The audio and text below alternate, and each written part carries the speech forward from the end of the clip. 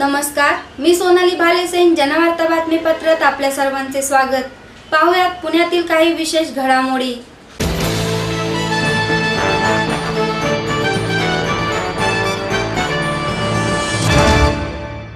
नित्यानंद पुनर्वसन केंद्रातर्फे जनजागृती उपक्रमाचे आयोजन करण्यात आले आहे।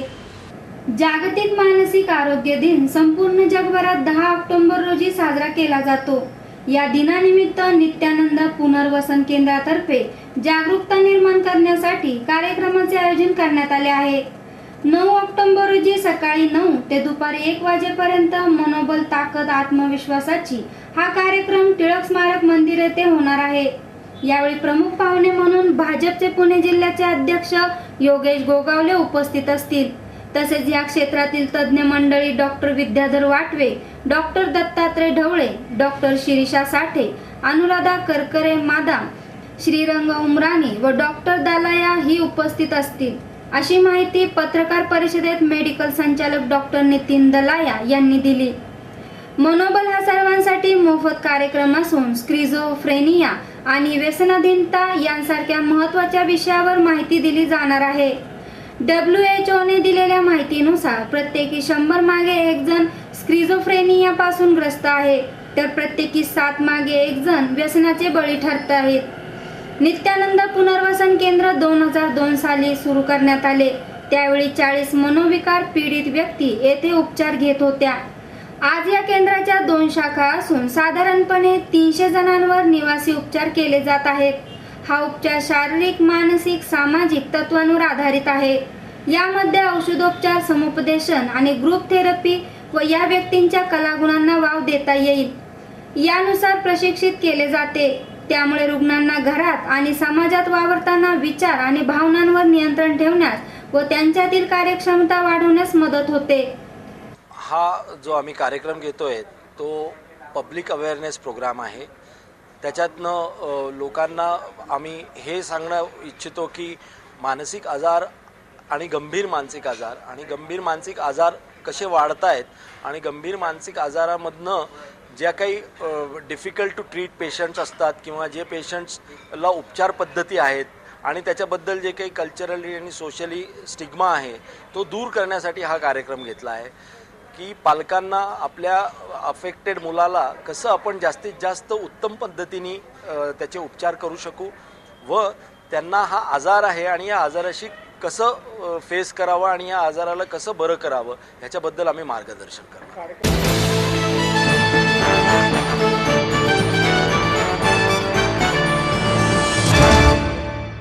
धरणातील गाळ काढण्यासाठी स्वतंत्र निधी उपलब्ध नसल्याची माहिती उमा भारती यांनी दिली। देशातील प्रत्येक धरणात किमान 20% गाळ असतो, परंतु तो काढण्यासाठी आमच्या मंत्रालयाकडे स्वतंत्र निधीची तरतूद करता येत नाही, अशी माहिती केंद्रीय जलसंपदा मंत्री उमा भारती यांनी पत्रकारांना दिली। खडकवासला येथील धरणातील गाळ काढण्याच्या ग्रीन थंबच्या उपक्रमाला त्यांनी भेट दिली। त्यावेळी त्या बोलत होत्या। त्यांच्या हस्ते वृक्षारोपण करण्यात आले। त्यानंतर संस्थेच्या वतीने सुरू असलेल्या कामांची प्रत्यक्ष व छायाचित्राच्या आधारे कर्नल सुरेश पाटील यांनी माहिती दिली। यावेळी संस्थेचे विविध पदाधिकारी उपस्थित होते।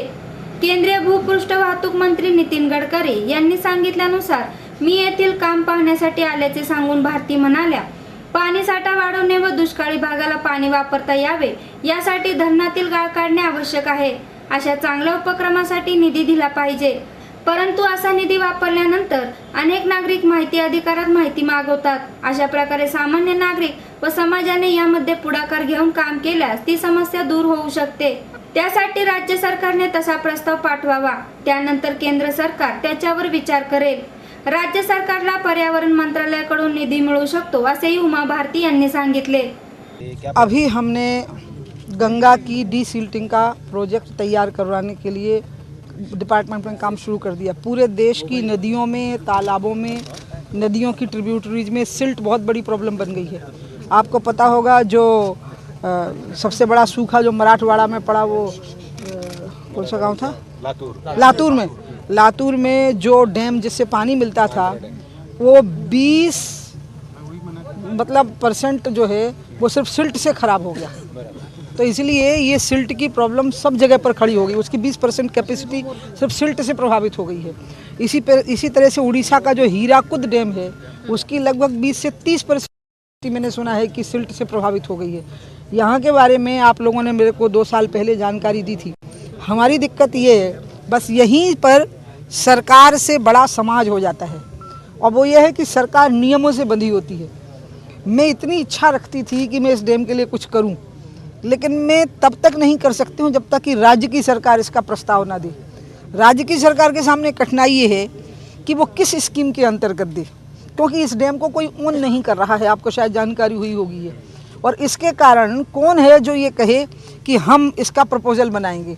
इसमें फडणवीस ने एक इनिशिएटिव लिया है आपसे मेरी बात होने के बाद में, और यहाँ समाज सरकार से बड़ा हो जाता है। समाज को कुछ नहीं चाहिए होता, खाली दिल चाहिए होता है। और अगर हम नियम का उल्लंघन कर दें तो आप RTI लगाते हो और RTI में ऐसे सवाल पूछते हो जिसके कि हमें लगता है या तो RTI होती है या CVC होती है, तो वो भी एक कारण बना है। नहीं तो हम निर्द्वंद होकर के काम कर सकते हैं। तो आपने भी हमारे सामने लक्ष्मण रेखाएं खड़ी की हैं कि इनका उल्लंघन नहीं करना है। तो इसलिए ऐसे जो काम हैं, ये नियमों को रिलैक्स हम करना भी चाहें तो अब नहीं कर सकते हम। तो अब तो एक ही तरीका है कि राज्य सरकारें इनका प्रस्ताव बनाएं और केंद्र सरकारें उनको एग्जामिन करें, और अगर उसकी मेरिट है तो उसमें फंड दें। लेकिन सबसे अच्छा तरीका यह है कि जो समाज होता है वो हनुमान जी की तरह होता है, ना उनको CVC का डर होता है, ना उनको RTI का डर होता है। वो तो सीधे लंका गए, उनको लगा कि गड़बड़ हो गई तो आग लगा देते हैं, या उनको लगा कि कुछ अच्छी चीज़ बनानी है तो बना देते हैं। तो समाज यहाँ अगुवाई कर रहा है, यहाँ पर समाज ही सरकार है, समाज ही नेता है। हमसे जितना बनेगा हम उनका करेंगे। अभी हमारे डिपार्टमेंट में इस प्रकार की तालाबों की स्वच्छता के लिए अलग से कोई स्कीम नहीं। राज्य सरकारों के पास पूरी स्कीम से वो, और राज्य सरकारों को उनको पर्यावरण मंत्रालय से धन मिल सकता है। तो मैंने इसलिए आप लोगों को कहा भी है, ऐसा नहीं कि धन नहीं है, लेकिन धन पर्यावरण मंत्रालय से मिलेगा। हमारी अपनी स्कीम में नदियां हैं जिनको कि हम शुद्ध कर सकते हैं, लेकिन नदियां वही होंगी जो गंगा की ट्रिब्यूटरी होंगी, क्योंकि हम गंगा बेसिन की हमारी नदियां हो सकती हैं। और हमारी स्कीम में 20 हेक्टेयर से ज़्यादा के तालाब हैं, लेकिन उनके भराव के लिए या उनकी डीसिल्टिंग के लिए हम काम ले सकते हैं। उनकी गंदगी हटाने के लिए, सुंदरता के लिए काम हम नहीं ले सकते। वो पर्यावरण कर सकता है और राज्य सरकार प्रस्तावित करेगी। बात हमारी राज्य सरकार से जब आप लोग मिले थे तो नितिन गडकरी जी ने मुझे कहा था, तो नितिन गडकरी जी के कहने पर मैंने आप लोगों को कहा है कि आप राज्य सरकार के थ्रू भिजवा दीजिए।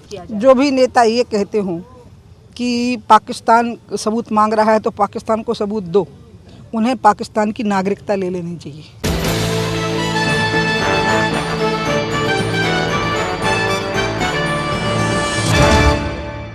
स्वर्गीय विठ्ठल हनमकर फाउंडेशनच्या वतीने रक्तदान शिबिराचे आयोजन करण्यात आले।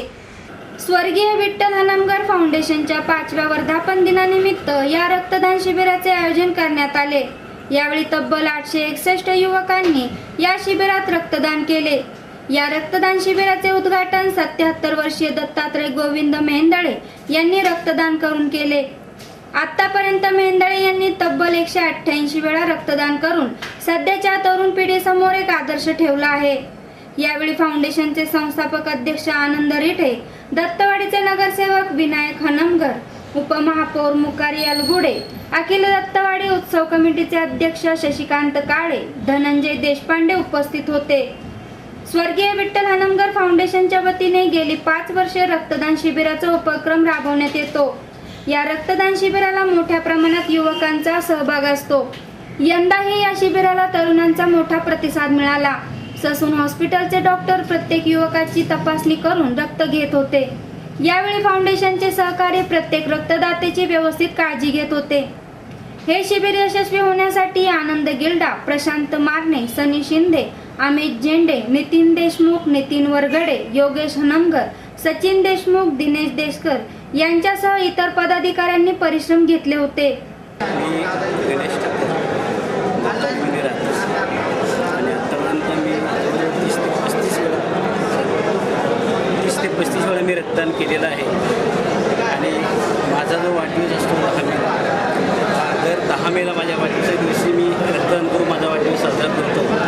आज या ठिकाणी स्वर्गीय विठ्ठलभाऊ हनमकर यांच्या 5व्या स्मृतिदिनानिमित्त हा जो रक्तदान सोहळा आयोजित केलेला आहे, त्यामध्ये मी आता या ठिकाणी रक्तदान केलेलं आहे।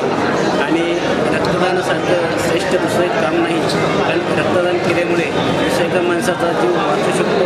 आणि त्यात एक स्तुत्य हेतूने, चांगल्या हेतूने मी आज या ठिकाणी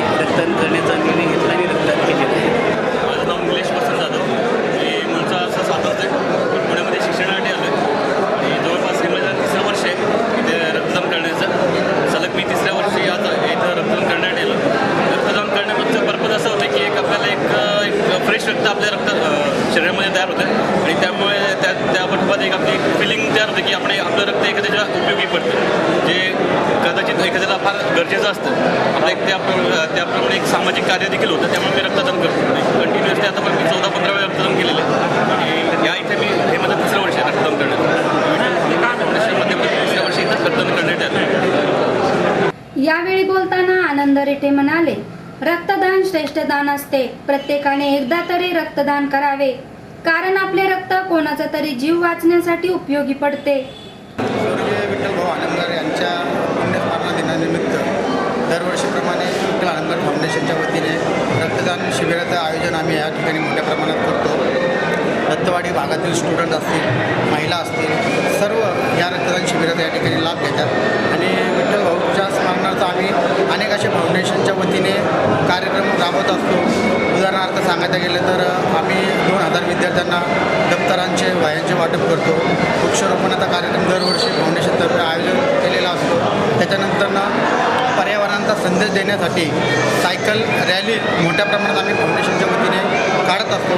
असे अनेक उपक्रम फाउंडेशनच्या वतीने आम्ही या ठिकाणी घेत असतो आणि भाऊंना रक्तदान शिबिराचं आयोजन करून आम्ही हे प्रकारची आदरांजली देतो. विठ्ठल भाऊ आनंदकर जेव्हा ते हयात होते, जे अस्तित्वात होते, त्यावेळेस त्यांना समाजकार्याची खूप आवड होती आणि तीच परंपरा आम्ही मित्र परिवाराने जपलेली आहे. म्हणून आम्ही विठ्ठल आनंदकर फाउंडेशनची स्थापना केलेली आहे.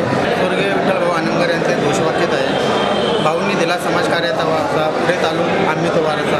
या पद्धतीने आम्ही सर्व मित्रपरिवार या ठिकाणी काम करतो. धन्यवाद. विनायक हनमगर म्हणाले, माझे बंधू विठ्ठल हनमगर यांनी दत्तवाडी परिसरात वेगवेगळ्या पद्धतीने समाजसेवा केली. तोच वारसा आम्ही सध्या पुढे नेत आहोत. त्यामुळे फाउंडेशनच्या वतीने जी काही सेवा आमच्याकडून गरीब गरजू व्यक्तींसाठी करता येईल ते आम्ही करत असतो. आज विठ्ठल भाऊंच्या पुण्यतिथी आपण जे शिबिराचे आयोजन केलेलं आहे, हा याच्या मागचा उद्देश की आमचा सगळा मित्रपरिवार आहे हा कुठेतरी एकवटला पाहिजे आणि त्यांनी जो समाजकार्याचा वारसा दिला आहे तोच वारसा पुढे चालू ठेवायचा आम्ही काम करतो. तो वारसा चालू ठेवण्यासाठी त्यांचे मित्रपरिवार या नात्याने, मी बंधू या नात्याने आम्ही सतत असं निरंतर प्रयत्न करत राहतो आणि या प्रयत्नातून आपण आज पाहतच आहोत की किती मोठ्या प्रमाणावर प्रतिसाद मिळत आहे. ब्लड डोनेशन कॅम्पच्या माध्यमातून दीनानाथ मंगेशकर असतात, पुन्हा सिरोजल शेखर इन्स्टिट्यूट असेल किंवा ससूनची रक्तपेढी असेल, या तिन्ही रक्तपेढींचे अतिशय चांगले असे सहकार्य मिळते व याच्यातून आम्हाला नुसतं आजच्या दिवसापुरता जो उपयोग होत नाही यांनी, तर हा आम्हाला दर वर्षभर जर काही कोणाला रक्त कमी पडलं, काय केलं, कोणी आपल्या ऑफिसला आलं तर फोन केलं की तात्काळ मदत होते. हे सगळ्यात महत्त्वाचं काम आहे की असं नाही की बाबा आत्ता हे ब्लड डोनेशन कॅम्प राबवतो आहे आम्ही आणि त्यांना ब्लड डोनेट केल्यानंतर त्यांचा आमचा काही संबंध नाही राहत. तर त्यांच्याकडनं जे मिळणारं वर्षभराचं सहकार्य आहे हे सुद्धा त्यात तेवढंच मोलाचं आहे. तर ते सहकार्य आम्हाला त्यांचं नित्य मिळतं. त्याबद्दल मी त्या तिन्ही बँकांचा ऋणी आहे आणि अशाच कार्य आम्ही सतत चालू ठेवू असा मी शब्द देतो आहे. आणि हाच हे जो आता जो पाहतात आणि एवढ्या मोठ्या प्रचंड प्रमाणात जो प्रतिसाद मिळतो आहे हे म्हणजे विठ्ठल भाऊंवरचं प्रेम, जे विठ्ठल भाऊंवरती सगळ्या मित्रपरिवाराने प्रेम केलं आहे हे याची जाणीव ठेवून आम्ही इथनं पुढं या कार्यामध्ये भाग घेऊ. धन्यवाद. रक्तदानाच्या या कार्यामध्ये मोठ्या संख्येने तरुण युवकांचा सहभाग असतो आणि महिलांचं प्रमाण खूप कमी प्रमाणामध्ये असतं. त्याच्यामागचं कारण म्हणजे महिलांचं हिमोग्लोबिन जे असतं ते जनरली बऱ्याच वेळेला त्यांचं हिमोग्लोबिन कमी भरल्यामुळे, त्याचबरोबर ब्लड प्रेशर कमी भरल्यामुळे वजन बऱ्याच वेळेला कमी भरतं. मग ह्या सगळ्या वैद्यकीय गोष्टींमध्ये त्यांची कमतरता असल्यामुळे त्यांना रक्तदानाची इच्छा असूनही त्या रक्तदानामध्ये सहभागी होत नाही. याच्यासाठी खरं तर आपल्या संपूर्ण तसं पाहायला गेलं तर भारतामध्ये रक्तदानाच्या एकंदर सगळ्या चळवळीमध्ये जवळजवळ 90% महिला ह्या रक्तदानाची इच्छा असूनही त्या रक्तदान करू शकत नाही. म्हणजे 100%मध्ये फक्त 10% महिला रक्तदानाला सक्षम असतात, परंतु इतर महिलांची इच्छा असूनही त्या ह्या कार्यात सहभागी होऊ शकत नाही. त्यामुळे महिलांनी आपल्या आरोग्याची काळजी घेतली पाहिजे. अनेक त्यांच्या नैसर्गिक ज्या गोष्टी असतात त्याचं त्यांनी जर आहार विहार ह्या गोष्टी जर चांगल्या घेतल्या तर त्या रक्तदानाच्या कार्यामध्ये येऊ शकतात आणि रक्तदानाचं काम त्यांच्याकडनंही होऊ शकतं. रक्तदानामुळे खरं तर कुठल्याही प्रकारचा त्रास नसतो, कुठल्याही प्रकारचा धोका नसतो, केवळ 5 मिनिट लागतात आणि रक्तदानामुळं आपल्याला आपलं ब्लड सर्क्युलेशन होतं, ब्लड प्रेशर आपलं, वैद्यकीय तपासण्या, हिमोग्लोबिन ह्या गोष्टींची आपल्याला माहिती होते. त्यामुळे रक्तदानामुळं धोका धोका नाही आहे, त्रास नाही आहे, परंतु लोकांमध्ये जो गैरसमज आणि भीती असते ती जर त्यांनी काढून टाकली तर कुठलीही सक्षम व्यक्ती ज्याचं वजन 50 किलो आहे, हिमोग्लोबिन 12.5 ग्राम, ब्लड प्रेशर नॉर्मल आहे आणि कुठल्याही प्रकारचा आजार वर्षभरात ज्याला नाही आहे, कुठलं मेडिसिन चालू नाही, अशी कुठलीही निरोगी व्यक्ती अगदी सहजपणे हसत खेळत रक्तदान करू शकते.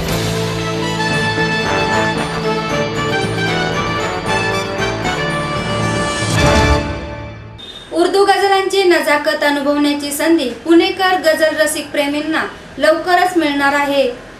सांस्कृतिक राजधानी असलेल्या पुण्यामध्ये उर्दू भाषेच्या दर्द्यांची संख्या कमी नाही.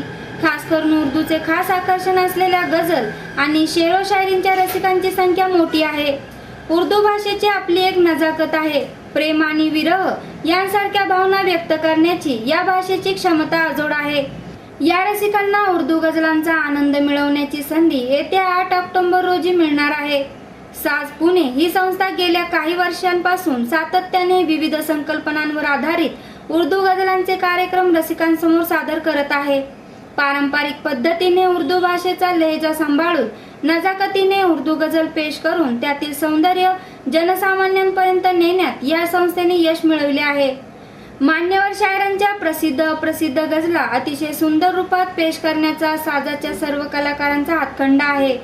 डॉक्टर शशिकला शिरगोपीकर, गायत्री सप्रे ढवळे, श्रुती करंदीकर, कुमार करंदीकर यांसारख्या कलाकारांनी साज पुणेच्या यशात हातभार लावला आहे. इश्क नहीं आसान, दूर है मंजिल, तसव्वुर, गुलो में रंग भरे, दिल की बात असे अनेक कार्यक्रम त्यांनी आतापर्यंत सादर केले असून त्यांच्या वैशिष्ट्यपूर्ण संकल्पनेमुळे ते लोकप्रिय झाले आहेत. सध्या साजचा गालिब से फैज तक हा कार्यक्रम अत्यंत गाजतोय व उर्दू गझल प्रेमींचे लक्ष वेधून घेतोय. याच कार्यक्रमांच्या मालिकेतील पुढचा भाग म्हणून साज निर्मित व इसहास जाफर प्रायोजित प्रस्तुत तोहफा गझल हा नवीन कार्यक्रम येत्या 8 ऑक्टोबर रोजी सायंकाळी 6 वाजता सादर होणार आहे. हा कार्यक्रम सावित्रीबाई फुले सांस्कृतिक भवन, भवानीपेठ येथे होणार आहे. उस्ताद मेहंदी हसन, बेगम अख्तर साहिबा, आबिदा परवीन, फरीदा खानम, जगजीत, चित्रा सिंग या कलाकारांनी गायलेल्या लोकप्रिय गझला या कार्यक्रमात पेश करण्यात येतील. साज आणि साज जाफर यांच्या कार्यक्रम करतो. या कार्यक्रमामध्ये आम्ही जवळजवळ 18 ते 19 गझल समाविष्ट केलेले आहेत आणि साज हा आमचा गेले बरीच वर्ष पुण्यामध्ये कार्यरत आहे. गझलचे कार्यक्रम आम्ही करतो आणि तोहफा गझलमध्ये मेहदी हसन, बेगम अख्तर, जगजीत सिंग, चित्रा सिंग आणि आमच्या ज्या गुरु शशिकला शिरगोपीकर त्यांच्या गुरूंचे काही कॉम्पोजिशन्स आम्ही प्रेझेंट करतो. कार्यक्रम 8 तारखेला आहे. ह्या आमच्या ग्रुपमधले सगळे गायक कलाकार हे सगळे मराठी असून आम्ही उर्दू गझल्स आम्ही सादर करतो. हे आमच्या ग्रुपचं वैशिष्ट्य आहे. आम्ही उर्दू गझलचा पूर्णपणे अभ्यास करतो. म्हणजे स्क्रिप्ट सकट, वाङ्मयासकट आणि प्रोनाउन्सिएशन आणि वेगवेगळ्या लोकांच्या गायकीचा पण आम्ही अभ्यास केलेला आहे. मैं Isaq Jafar contractor, program exhibition contractor हूँ. मैं 1960 से प्रोग्राम लाइन में हूँ और प्रोग्राम में कर रहा हूँ. बीच में कुछ गैप हो गया किसी वजह से, तो अभी फिर से ये मेरा पहला प्रोग्राम है जिसमें मैं ये कलाकार को पेश कर रहा हूँ. जिसमें शशिकला शिरगोपीकर है, गायत्री सप्रे ढोले है, श्रुति करंदीकर है, कुमार करंदीकर है और ये बहुत अच्छे मंजे हुए आर्टिस्ट हैं. ये लोग बहुत अच्छा गाते हैं. जो भी सुनेंगे वो अप्रिशिएट करेंगे. इसके अलावा मैं इनको प्रमोट कर रहा हूँ. मेरा एम है कि पूरे पूना शहर में इनको फेमस कर दूँ. ये खुद फेमस है लेकिन बहुत अच्छी तरह से. इसके बाद महाराष्ट्र स्टेट में करूँ और इसके बाद एब्रॉड. तो मेरी दिली तमन्ना ये है कि अगर पूना क्लासिकल का गढ़ है और पूना में गज़ल और उर्दू शायरी को लोग कबूल करते हैं तो यहाँ पर के लोग आगे क्यों नहीं जा रहे हैं. इसलिए एज अ ऑर्गेनाइज़र मैं ये चाहता हूँ कि इनको पहले प्रमोट करूँ, इसके बाद में ऑर्केस्ट्रा और दूसरे प्रोग्राम जो है ड्रामेज वगैरह उसको मैं प्रमोट करूँ.